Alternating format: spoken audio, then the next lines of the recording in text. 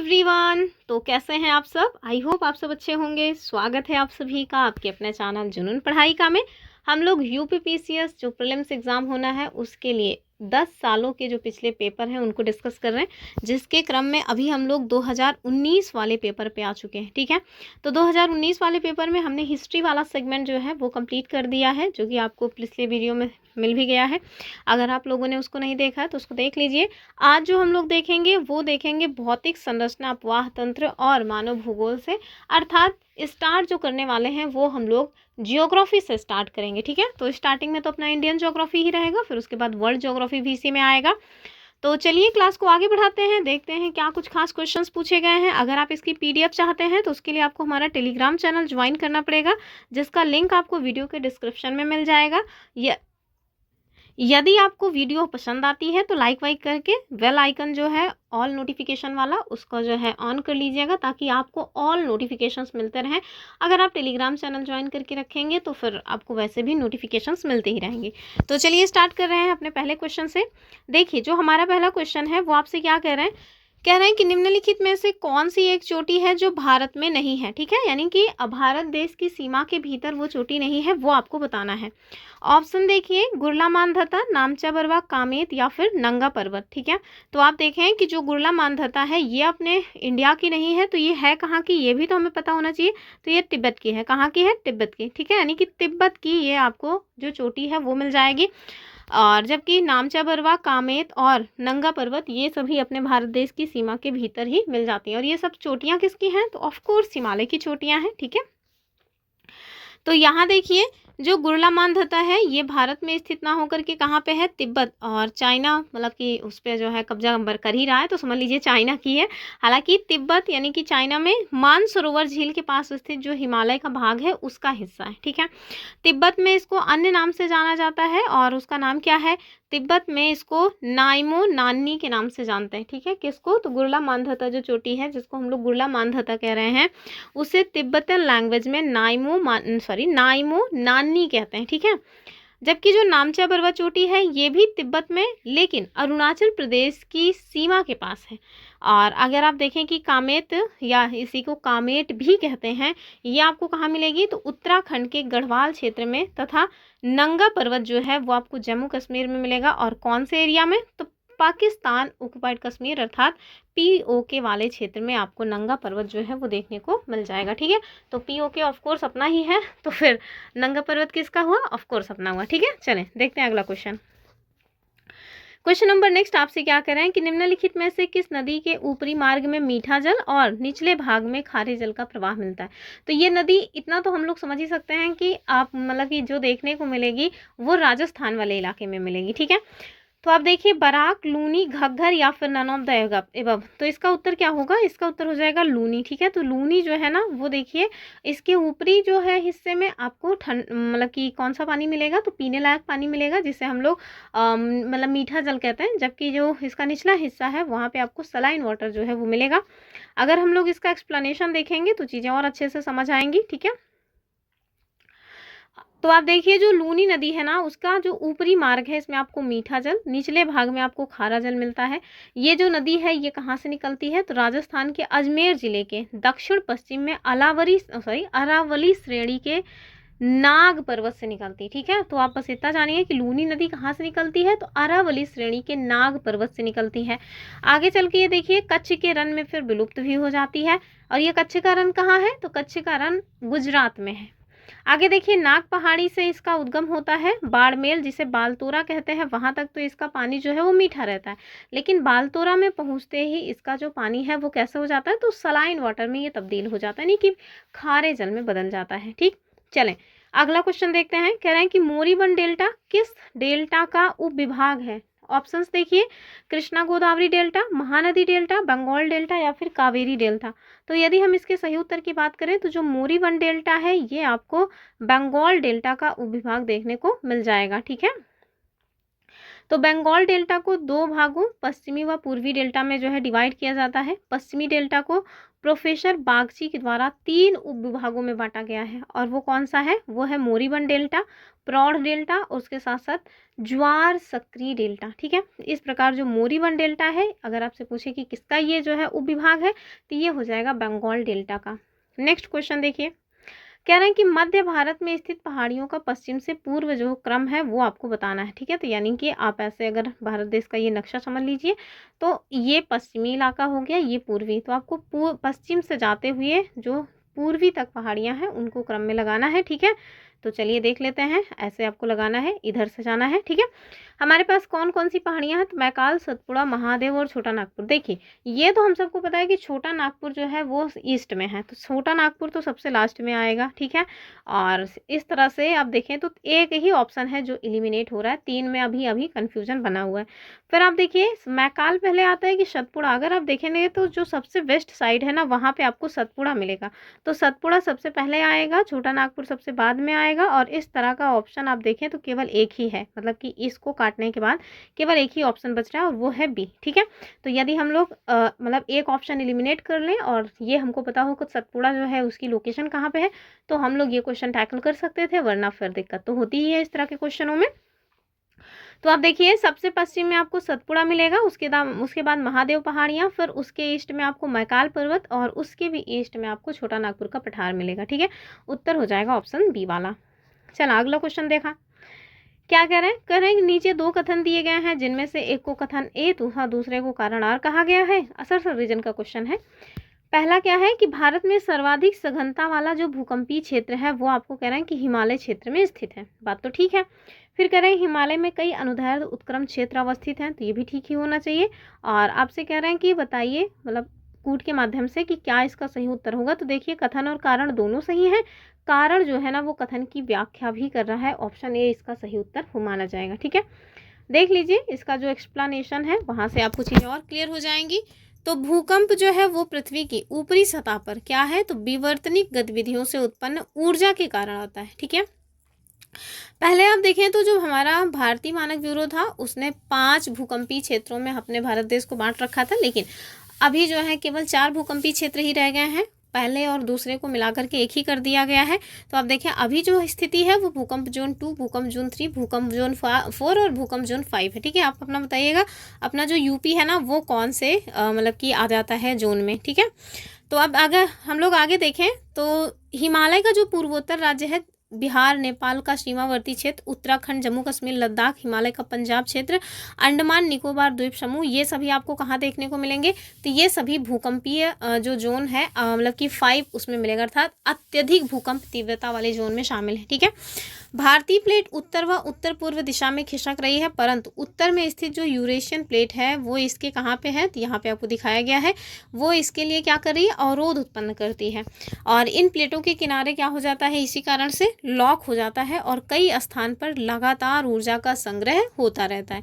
अपार ऊर्जा से दोनों प्लेटों के मध्य कमजोर बिंदुओं पर लॉक टूट जाता है, और एकाएक ऊर्जा मोचन से हिमालय के चाप के साथ भूकंप आता है, और हिमालय, ट्रांस हिमालय, महान हिमालय, मध्य हिमालय शिवालिक के रूप में अनेक युगों से निर्मित हुआ है, जिसके कारण यहाँ की जो चट्टानें हैं इनके अनेक अनुदैर्ध्य उत्क्रम जो है वो विस्तारित हैं। आपसे ना ये जो मतलब कि हिमालय है इसको भी उत्तर से दक्षिण लगाने को आता है, तो इसको भी जाने रहिए। जो हमारा हिमालय है वो सबसे उत्तर में आपको ट्रांस हिमालय मिलेगा, ठीक है, उसके दक्षिण में आपको महान हिमालय मिलेगा, उसके भी दक्षिण में आपको मध्य हिमालय, और सबसे दक्षिण में आपको शिवालिक मिल जाएगा।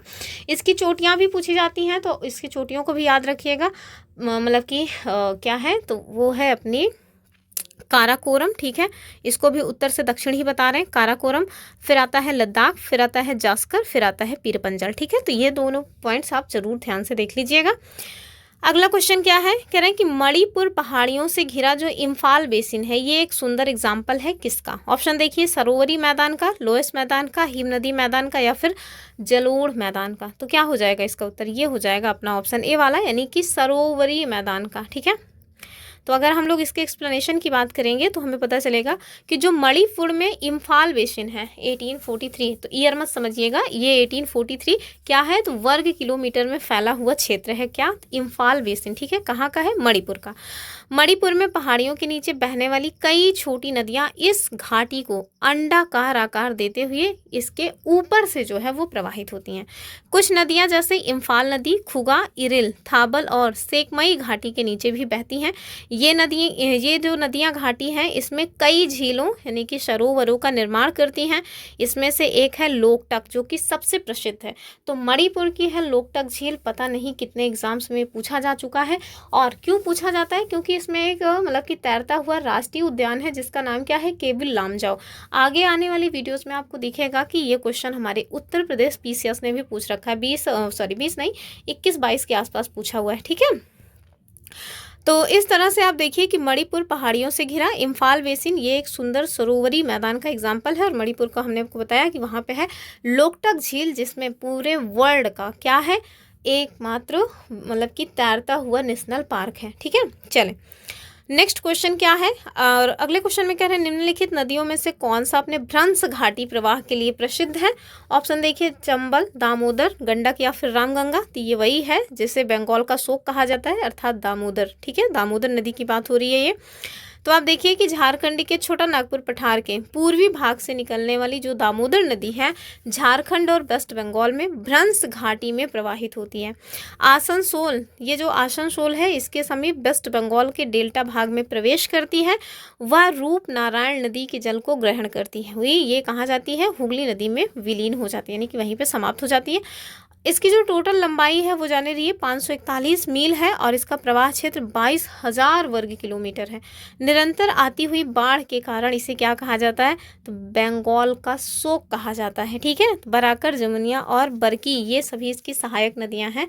तो बराकर और जमुनिया और कौन सी है, बरकी। बराकर नदी पे एक जलप्रपात है, आप मुझे कमेंट करके बता सकते हैं क्योंकि हमने प्रीवियस वीडियो में बताया भी है और हमारे पीसीएस ने पूछा है, ठीक है।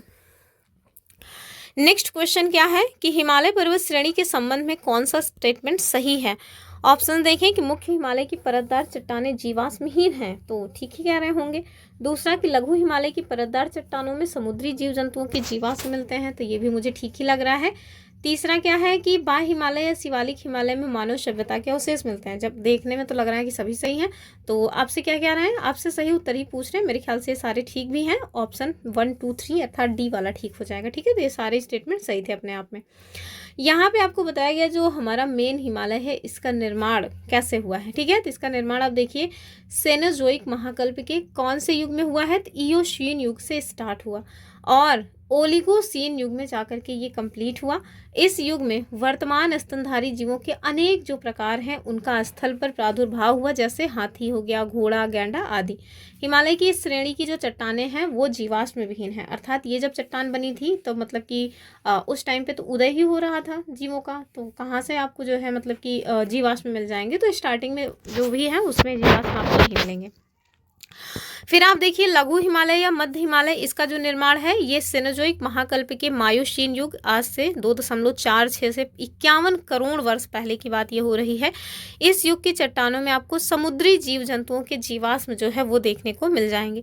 हिमालय जो शिवालिक हिमालय है इसको बाह्य हिमालय भी कहा जाता है, ठीक है। तो ये सबसे निचला हिस्सा है, अभी हमने आपको बताया था ना कि सबसे ऊपर ट्रांस है, फिर मध्य है, फिर उसके बाद आप देखें लघु है, फिर शिवालिक है। तो सबसे निचला हिस्सा है, इसे बाह्य हिमालय भी कहा जाता है। इसका निर्माण देखिए कब हुआ, तो इसका निर्माण सेनोजोइक कल्प के मध्य मायोशीन युग से निम्न प्लीस्टोशीन युग में माना जाता है, ठीक है। और इसमें स्तनी वर्ग के प्राणियों के प्रचुर जीवाश्म आपको देखने को मिल जाते हैं, ठीक है। चलिए अगले क्वेश्चन की बात करेंगे। तो ये क्वेश्चन जो है मानसून, वन, मिट्टी, सिंचाई परियोजना और एग्रीकल्चर से संबंधित है। एग्रीकल्चर से क्वेश्चन आपने देखा, आरों ने कम से कम 5 से 7 क्वेश्चन पूछे हुए थे। कह रहे हैं कि भारत के उत्तर पश्चिम मैदान में पश्चिमी विक्षोभ से होने वाली वर्षा की मात्रा क्रमशः कम होती जाती है, कौन सी दिशा में, आपको ये बताना है। तो ये हो जाएगा वेस्ट से ईस्ट, ठीक है। तो वेस्ट से ईस्ट जैसे जैसे जाएंगे आप देखेंगे कि जो मतलब की वर्षा की मात्रा है वो धीरे धीरे कम हो जाएगी। तो आप देखिए कि भारत के उत्तर पश्चिम मैदान में पश्चिमी विक्षोभ से जो होने वाली वर्षा है इसकी मात्रा क्रमशः पश्चिम से पूर्व की ओर कम होती जाती है। पश्चिमी विक्षोभ कहाँ से ये जो है हवाएं चलती हैं, तो पहले तो यही जानना चाहिए, तो ये है भूमध्य सागर, ठीक है, मेडिटेरेनियन सी से चलती हैं। इस चक्रवाती विक्षोभ से उत्तर पश्चिम भारत में शीत ऋतु में वर्षा होती है। तो देखते हैं ना, नवंबर दिसंबर में जो बारिश होती है, जो कि गेहूं के लिए स्पेशली बहुत लाभदायक मानी जाती है। और गेहूं कौन सी फसल है, तो रवि फसल है। इस बार तो कौन सी फसल रवि है उसको भी पूछ लिए थे, उन्होंने पूछा था कि खरीफ फसल, वो भी दाल, स्पेशली दाल।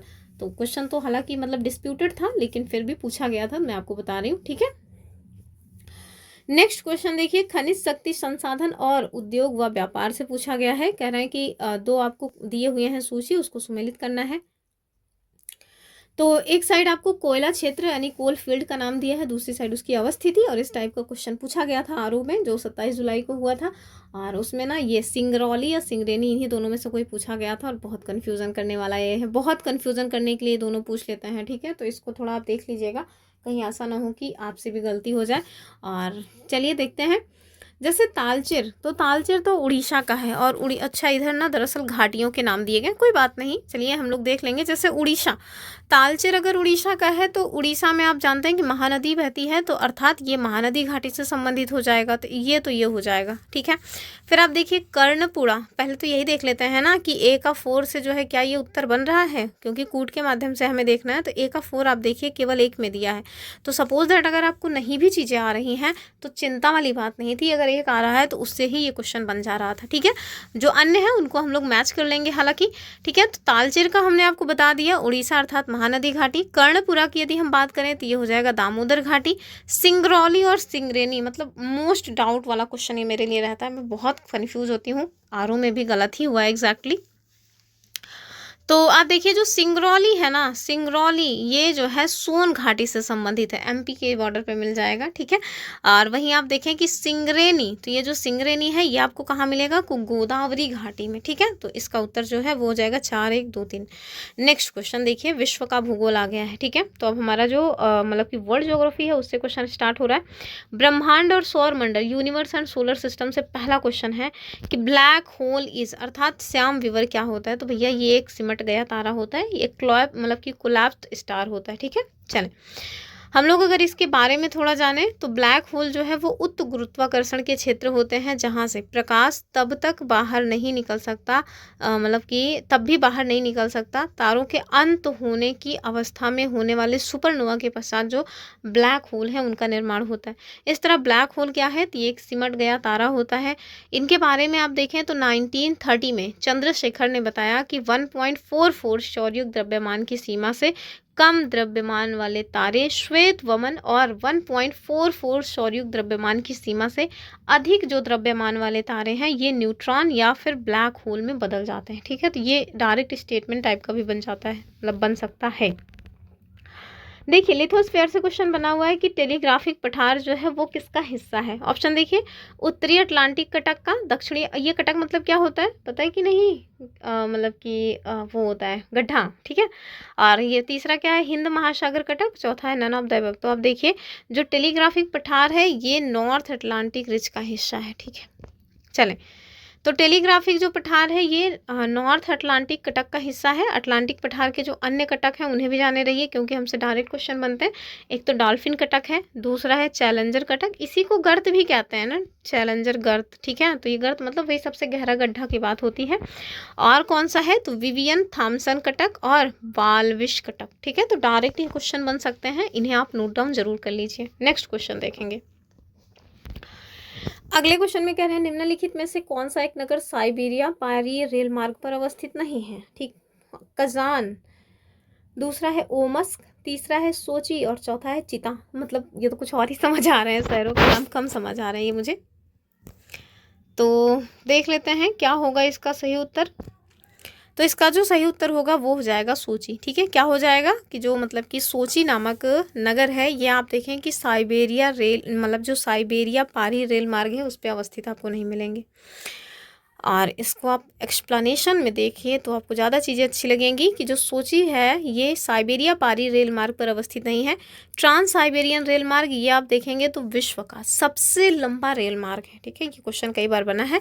सेंट पीटर्सबर्ग जो कि लेनिनग्राद है यहाँ से व्लादिवोस्टोक क्रमशः इसके जो है पश्चिमी व पूर्वी स्टेशन है। ठीक है, तो अभी मतलब इस तरह से भी पूछा जाता है कि इसका जो पूर्वी स्टेशन है और ये जो पश्चिमी स्टेशन है, तो जो पूर्वी स्टेशन है तो ये देखिए पूर्वी स्टेशन जो है ये तो है व्लादिवोस्टोक, क्या है व्लादिवोस्टोक। ठीक है, और यहाँ पे जो पिट्सबर्ग है जिसे लेनिनग्राद कहते हैं यहाँ पे इसका पश्चिमी स्टेशन है। आगे देखेंगे कि सोची जो है वो काला सागर यानी कि ब्लैक सी के तट पर स्थित रशिया का एक शहर है, जबकि कजान, ओमस्क व चिता ये सभी ट्रांस साइबेरियन रेल मार्ग पर ही स्थित हैं। नेक्स्ट क्वेश्चन देखिए, कह रहे हैं निम्नलिखित में से कौन सा एल्बिडो से संबंधित है। तो एल्बिडो जानते हैं कि नहीं, वो मतलब कि जो हमारी धरती है वो उसके द्वारा जो ऊर्जा वापस कर दी जाती है वही होता है एल्बिडो। ठीक है, आपसे कई बार क्वेश्चन बनता है कि सबसे ज़्यादा एल्बिडो किसका होता है, तो वो होता है बर्फ़ का। वहीं सबसे कम एल्बिडो किसका होता है, तो वो होता है राख यानी कि कालिक का। ठीक है, चलें, तो एल्बिडो का जो संबंध है वो देखिए वापसी की मतलब कि वापसी की शक्ति इसका उत्तर हो जाएगा, अर्थात रिफ्लेक्टिंग पावर। ठीक है, यदि इससे मतलब एक्सप्लेनेशन की बात करें तो किसी भी वस्तु की सतह पर पहुंचने वाले विकिरण यानी ऊर्जा के जितने परसेंटेज भाग को परावर्तित हो जाना है उसे ही क्या कहते हैं, एल्बिडो या फिर प्रत्यावर्तिता। ठीक है, इसे परसेंटेज में व्यक्त किया जाता है। यदि विभिन्न क्षेत्रों से प्राप्त एल्बिडो के आंकड़ों पर आप नज़र डालें तो आपको पता चलेगा कि पृथ्वी का जो औसतन एल्बिडो है वो 30% होता है। अब देखिए कि सबसे ज़्यादा जो एल्बिडो होता है वो किसका होता है, तो जमी हुई बर्फ़ का, और सबसे कम किसका होता है, तो मैंने बताया ना कालिक का होता है। अगला क्वेश्चन क्या है, तो अगला क्वेश्चन सूची 1 को सूची 2 के साथ सुमेलित करना है। एक साइड वेजिटेशन टाइप दिया हुआ है यानी वनस्पति के प्रकार, दूसरी साइड रीजन दिया हुआ है। तो आप देखिए इसको, ठीक है, इसको हम लोग देखेंगे। तो चलिए देख लेते हैं कौन कौन सी वनस्पतियां दी हैं। तो माकवी, फिम्बस, चैपरल, मैटोरल, तो इस तरह की वनस्पतियों के तो कठिन कठिन से नाम दिए हैं। भारत देश की वनस्पतियों के बारे में पूछना चाहिए था इनको, आम, महुआ, नीम, गान, पीपल, इन सबको। चलिए फिलहाल के लिए, और क्षेत्र का नाम दिया है कैलिफोर्निया, मेडिटेरेनियन सी का जो तटीय क्षेत्र है, और दक्षिण अफ्रीका तथा चाइल। तो चाइल नहीं, चिली पड़ी है, बहुत फैशन में लोग चाइल चाइल करते रहते हैं। चलिए, तो अगर हम लोग इसको मैच करेंगे तो क्या हो जाएगा, तो आप देखिए जो माकवी है ये कहाँ की वनस्पति है, तो ये भूमध्य सागर की है। और अगर आपको ये पता होता तो उत्तर आपका निकल आया ऑप्शन ए। ठीक है, अन्य जो है उन्हें देखिए, फिम्बस ये कहाँ की है, तो ये आपको दक्षिण अफ्रीका में मिलेगी। वहीं चैपरल की बात करें तो ये कहाँ की है, तो कैलिफोर्निया। और मैटोरल कहाँ की है, तो ये हो जाएगा अपना चाइल। ठीक है, यानी कि चिली। चलें अगले क्वेश्चन की बात करेंगे। अब इसमें कुछ है नहीं कि हम चलें आपको इसमें एक्सप्लेन करें।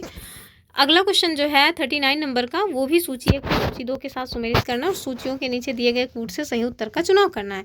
अब देखिए, कंट्री और कैपिटल, ये क्वेश्चन भी ना मोस्ट फेवरेट क्वेश्चन है अपने यूपीपीसीएस का।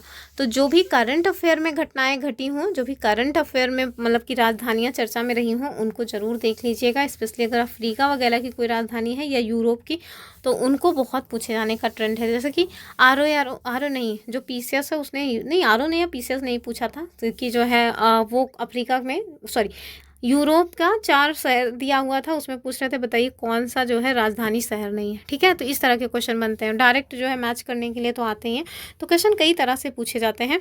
चलिए, ये जो हमसे मिडिल ईस्ट की जो कंट्रीज़ हैं उनकी राजधानी पूछ रहे हैं, तो हम लोग देख लेंगे।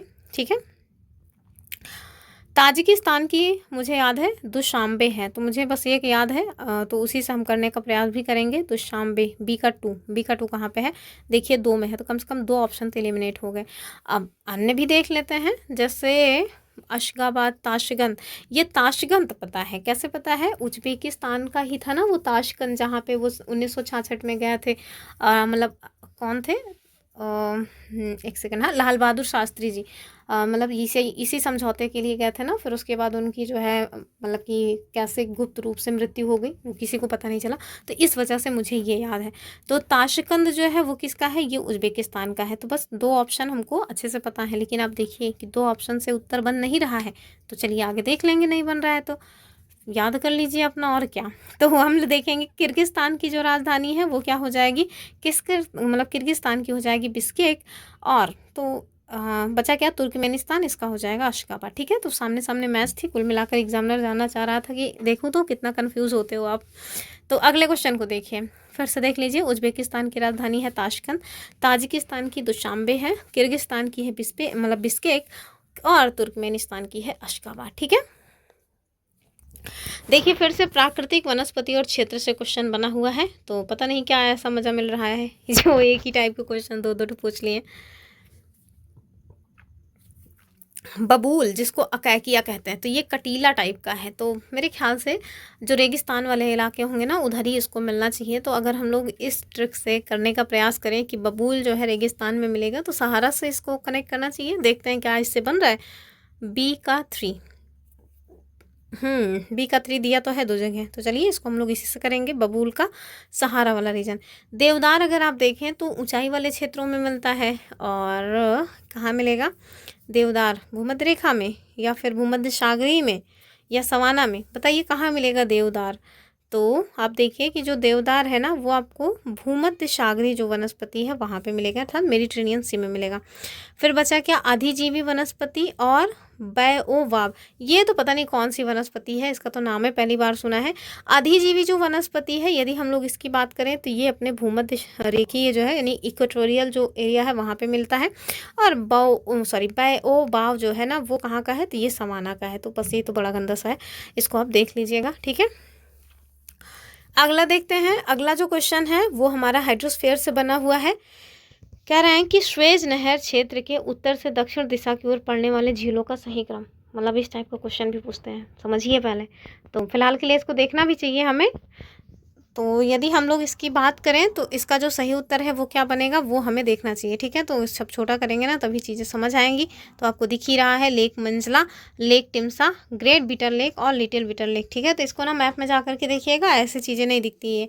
आप इसको जब मैप में जा करके देखेंगे, मैंने भी इसको मैप में देखा था तभी समझ आया था, वैसे तो मुझे पता ही नहीं था कि नहर भी है क्या, और वो भी ऐसे नहीं कि ये जो हमारा एटलस है उसमें नहीं देखा था, गूगल मैप में देखा था। क्योंकि प्रीवियस ईयर क्वेश्चन सॉल्व कर रहे थे और मुझे समझ ही नहीं आ रहा था, क्योंकि मुझे एटलस में कुछ दिख ही नहीं रहा था, तो मैंने गूगल में जा करके देखा, गूगल मैप में, तो वो दिखाया हाँ एक एक चीज़, एक एक नहर। ठीक है, तो आप भी उसको जो है देख सकते हैं गूगल वगैरह का सहारा लेकर के। चलें, क्वेश्चन नंबर नेक्स्ट क्या है? नीचे दिए गए कथन मतलब कि अक्षरशः रीजन का क्वेश्चन है। पहला क्या है कि हिंद महासागर कई बड़ी शक्तियों का सैन्य अड्डा है, बहुत सही बात है।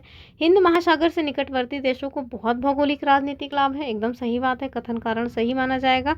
लेकिन आप देखें तो व्याख्या इसकी ये नहीं करेगा। ठीक है, तो अगर हम लोग देखें कि ये क्यों इसका व्याख्या नहीं माना जाएगा, तो आप देखिए कि यद्यपि हिंद महासागर कई बड़ी शक्तियों का क्या बन गया है? सैन्य ठिकाना बन चुका है, किंतु इससे सिर्फ हिंद महासागर के ही निकटवर्ती देशों का नहीं, अपितु अगर आप देखें तो दूरवर्ती देशों के भी भौगोलिक राजनीतिक आर्थिक लाभ जो है वो जुड़े हुए हैं। ठीक है, अब हम देखेंगे एटमॉस्फेयर से क्या क्वेश्चन पूछा गया है, यानी कि वायुमंडल से जो क्वेश्चन पूछे गए हैं वो।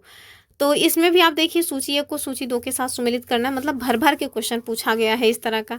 एक साइड उष्णकटिबंधीय चक्रवात के नाम दिए हैं, दूसरी साइड कंट्री, तो ये तो घिसा पिटा सा, इसको तो हम सब कर ही लेंगे। चलिए देखते हैं, सबसे पहले कौन सा आपको आता है वो देखिए। सबसे पहले ना मुझे जो आता है वो है विली विली, और ये कहाँ का है? ऑस्ट्रेलिया का। तो 1 का 2 देखिए कहाँ है? 2 में है, तो इन दोनों को तो हटा ही दीजिए। टाइफू इसको जापान में कहते हैं, तो टाइफू मतलब कि बी का 3 और बी का 3 दोनों में है।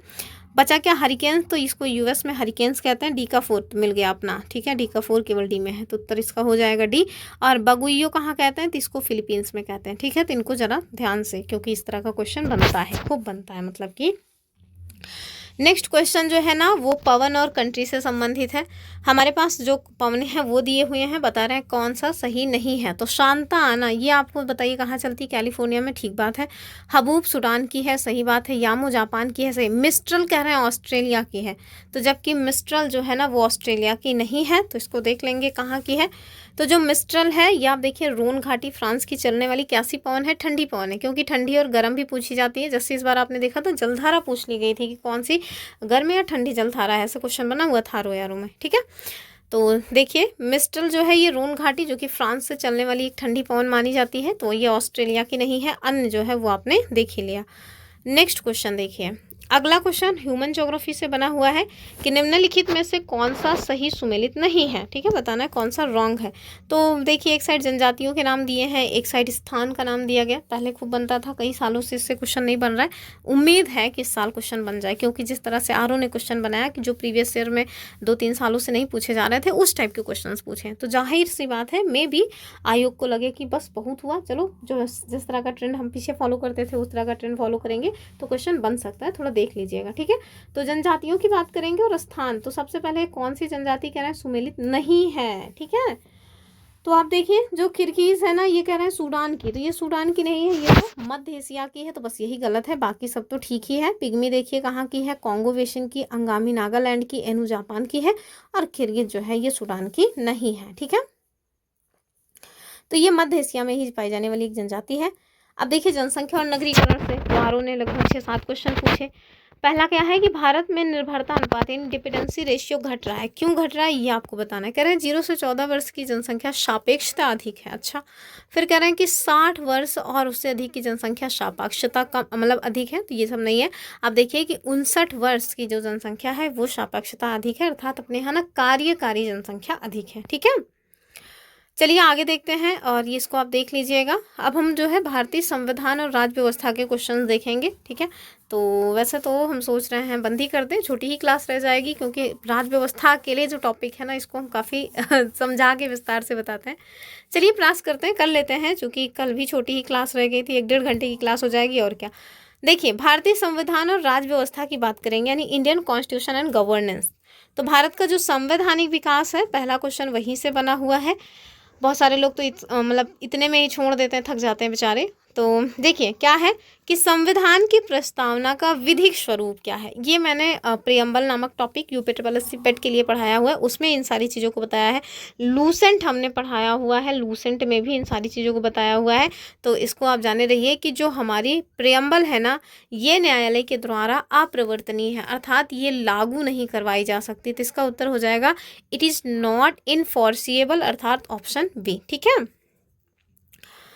नेक्स्ट क्वेश्चन देखिए, और हाँ यहाँ पे आपको इसका एक्सप्लेनेशन दिया गया है कि संविधान का जो प्रियम्बल है इसका विधिक स्वरूप क्या है, कि इसको मतलब कि जो सुप्रीम कोर्ट है उसके द्वारा लागू नहीं करवाया जा सकता। और सर्वोच्च न्यायालय ने जो वेरुवाड़ीवाद है जो 1960 में आया था, उसी में प्रस्तावना को संविधान का अंग नहीं माना था। आगे चल करके फिर एक और अन्य केस आता है जो हम केशवानंद भारती बनाम केरल राज्य के नाम से जानते हैं, और ये कब का है, 1973 का है। तो उसमें ये चीज़ें कही गई थी कि जो मतलब प्रियम्बल है वो संविधान का भाग है, और जो हमारी संसद है वो उसमें संशोधन कर सकती है। और ये भी कह दिया गया था कि संसद तो संविधान के किसी भी भाग में संशोधन कर सकती है, इंक्लूडिंग प्रियम्बल, बशर्ते वो संविधान की मूल भावना को मतलब कि आहत ना करे, ठीक है। चले अगला क्वेश्चन क्या है, प्रस्तावना से बना हुआ है, संघ, राज्य, क्षेत्र, नागरिकता, मूल अधिकार, मूल कर्तव्य और राज्य के नीति निर्देशक तत्व से क्या कह रहे हैं आपसे कि निम्नलिखित में से भारत के संविधान के किसमें पर्यावरण संरक्षण और संवर्धन तथा वन्य और वन्य जीवों की रक्षा के प्रावधान पाए जाते हैं। इस टाइप के क्वेश्चन तो थोड़ा मतलब जैसे अगर आपने नहीं पढ़ा है तब तो बहुत ही जो है मतलब कि टफ हो जाते हैं, और अगर आपने पढ़ रखा है तो भाग 1, 2, 3, 4, 4A इतना तो कम से कम हम लोगों को बहुत अच्छे से पता होना चाहिए, तो फिर ये क्वेश्चन आपसे बन जाएगा। तो क्या करें, पर्यावरण संरक्षण की बात कर रहे हैं, तो आप देखिए राज्य का नीति निर्देशक तत्व और मूल कर्तव्य, इन दोनों में आपको मिलेगा पर्यावरण संरक्षण की बात। तो कहाँ पे है इस तरह की चीज़ें, तो ये देखिए राज्य के नीति निर्देशक तत्व और मूल कर्तव्य यानी ऑप्शन सी, ठीक है। तो यदि हम बात करें इसके एक्सप्लेनेशन की, तो भारत के संविधान का जो राज्य का नीति निर्देशक तत्व है, जिसे हम लोग भाग 4 में पढ़ते हैं, अनुच्छेद 36 से 51 तक, तो इसकी यदि हम बात करें तो वहाँ पे आपको पर्यावरण संरक्षण की जो बात है वो मिल जाएगी। हालांकि जब स्टार्ट हुआ था, अर्थात जब हमारा संविधान बन के लागू हुआ था, तब इसकी बात नहीं थी।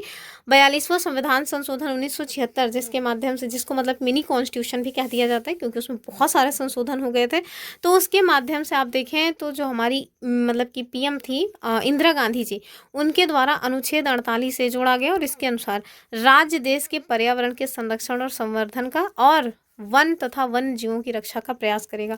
और भारत इकलौता देश है जिसने अपने संविधान में इस चीज़ को जगह दी है। वहीं फिर आगे आप चल के देखेंगे तो जो मूल कर्तव्य है आर्टिकल 51A का क्लॉज जी, इसके अनुसार भी प्राकृतिक पर्यावरण जिसके अंतर्गत वन, झील, नदी और वन्य जीव आते हैं, इनकी रक्षा करने की बात जो है वो की गई है, ठीक है। तो बस आपको ये याद रखना है कि अनुच्छेद 48A के तहत जो बात की गई है वो राज्य के बारे में बात की गई है कि राज्य इसका प्रयास करेगा। वही जो 51A के जी में है वो जो मतलब कि नागरिक है ना, उनके मूल कर्तव्य के रूप में इसको शामिल किया गया है, ठीक है। अब मुझे कमेंट करके बताइएगा कि क्या जो मूल कर्तव्य है वो न्यायालय के द्वारा प्रवर्तनीय है या नहीं, ठीक है। नेक्स्ट क्वेश्चन देखिए, क्वेश्चन नंबर 49 आपसे क्या कह रहे हैं कि 42वें संविधान संशोधन के द्वारा किस अनुच्छेद के माध्यम से श्रमिकों के प्रबंधन की भागीदारी सुनिश्चित की गई। ऑप्शंस क्या है। अनुच्छेद 38। अब देखिए, अगर कोई संविधान संशोधन जो है, कोई आर्टिकल जो है संविधान संशोधन के माध्यम से जोड़ा गया है तो उसके आगे ABC जरूर लिखा होगा। तो कम से कम इस एक ट्रिक की वजह से आप इन दोनों को तो हटा ही सकते हैं। बचा हमारे पास अनुच्छेद 39 है और अनुच्छेद 43 है, तो इसका जो उत्तर है वो हो जाएगा अनुच्छेद 43 से। ठीक है, तो इससे क्वेश्चन मिलान के लिए बहुत आता है, इसको जरूर देख लीजिएगा। जो आर्टिकल 36 से 51 तक है, इसमें एक एक आर्टिकल आपको पता होना चाहिए। 36 37 तो वैसे भी कोई मतलब की नहीं है, उसके आगे के जो आर्टिकल्स हैं वो सब पता होने चाहिए। ठीक है, तो 42वें संविधान संशोधन के द्वारा अनुच्छेद 43A के माध्यम से श्रमिकों के प्रबंधन की जो भागीदारी है वो सुनिश्चित की गई थी। संविधान के संभाग 4, जिसको हम क्या कहते हैं, राज्य के नीति निर्देशक तत्व, इसके अनुच्छेद 36 से 51 में ये जो DPSP है इनका प्रावधान किया गया है। ठीक है, क्वेश्चन नंबर नेक्स्ट देखिए, 50 नंबर का क्वेश्चन है। कह रहे हैं कि असर्शन रीजन का क्वेश्चन है। भारतीय संविधान का अनुच्छेद 30 अल्पसंख्यक वर्ग को परिभाषित नहीं करता है। तो अल्पसंख्यक वर्ग को तो वैसे कोई भी परिभाषित नहीं करता है, तो संविधान केवल भाषाई और धार्मिक अल्पसंख्यक वर्ग को मान्यता प्रदान करता है। बातें तो ठीक ही हैं दोनों ही, तो इसका जो सही उत्तर है वो क्या हो जाएगा कि कथन और कारण दोनों ठीक है, लेकिन लोग इसकी व्याख्या की बात करें तो भारतीय संविधान का जो अनुच्छेद 30 है उसमें आप देखें कि शिक्षा संस्थाओं की स्थापना और प्रशासन करने के जो अल्पसंख्यक वर्ग हैं उनके अधिकार की बात की गई है।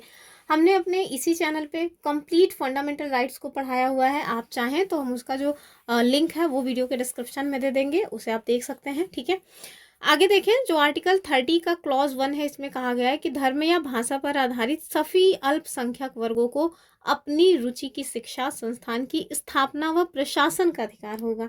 अर्थात संविधान केवल भाषाई व धार्मिक अल्पसंख्यक वर्ग को मान्यता प्रदान करता है। ठीक है, लेकिन कहीं पर भी ये जो अल्पसंख्यक वर्ग है ना, इनको कहीं पर भी मतलब कि परिभाषित नहीं किया गया है, तो ये बात ठीक है। नेक्स्ट क्वेश्चन देखिए, क्या कह रहे हैं आपसे कि निम्नलिखित में से कौन सा सही सुमेलित नहीं है। तो आप देखिए, अनुच्छेद 32 से क्वेश्चन बना हुआ है, तो अनुच्छेद 32 का तो एक सेपरेट ही वीडियो बनाया हुआ है हमने, आर्टिकल अनुच्छेद 32 करके, आप चाहें तो खोज के पढ़ सकते हैं उसको। अनुच्छेद 32 जुनून पढ़ाई का, बस इतना ही लिख दीजिए, आपको मिल जाएगा। ठीक है, तो ये दरअसल ना जो हमारे पास habeas corpus, mandamus, prohibition, quo warranto, ये सारी जो 5 प्रकार की रिट सुप्रीम कोर्ट या हाई कोर्ट के द्वारा जारी की जाती है, उसका शाब्दिक अर्थ क्या है ये आपसे पूछ रहे हैं। तो पहला है बंदी प्रत्यक्षीकरण, अर्थात हैबियस कॉर्पस, अर्थात इसका जो करें नहीं सुमेलित है ना, तो हाँ ठीक है, पहला तो ठीक है कि to have the body of, ये तो ठीक है। कह रहे परमादेश यानी कि हम आदेश देते हैं, अर्थात वी कमांड, ठीक है।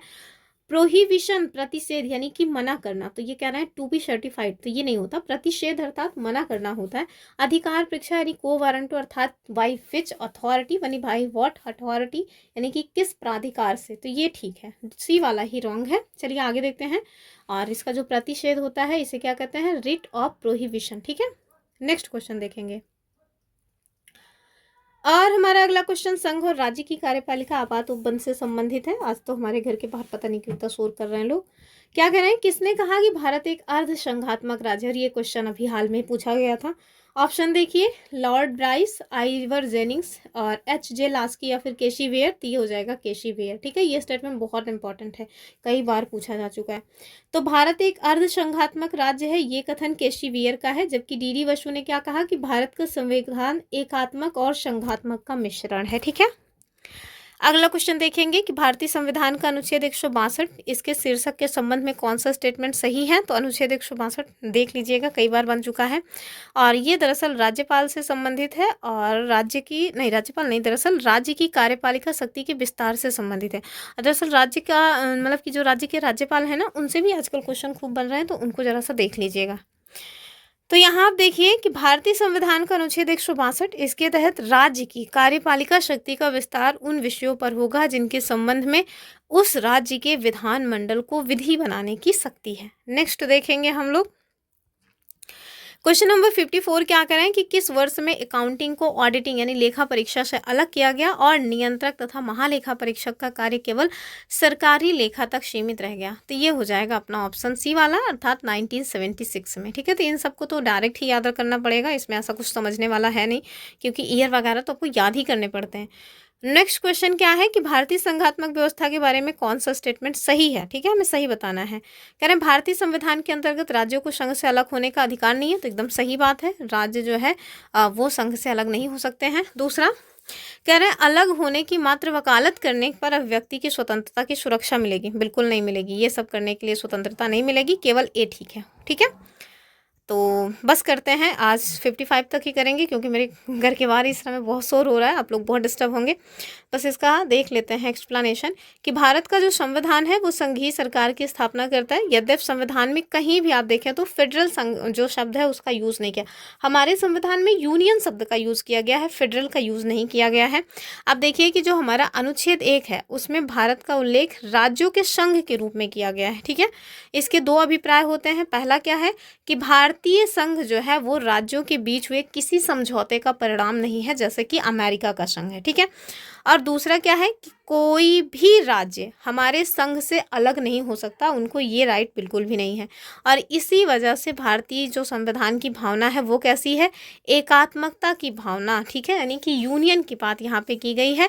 संघ से अलग होने के लिए वकालत करने पर व्यक्ति यानी अनुच्छेद 19 के तहत सुरक्षा मिलेगी, तो ऐसा बिल्कुल भी नहीं है, ठीक है। तो बस आज के लिए इतना ही रखते हैं, फिर मतलब 55 नंबर तक क्वेश्चंस हमने करवा दिए हैं, आगे हम जो है अगली वीडियो में कंटिन्यू करेंगे। तो आई होप आपको वीडियो समझ आई होगी, कुछ ना कुछ आपने नया जाना होगा, सीखा होगा। तो फिर मिलते हैं, तब तक के लिए नमस्कार एंड जय हिंद। वीडियो को लाइक शेयर करना, चैनल को सब्सक्राइब करना तो बिल्कुल ना भूलें।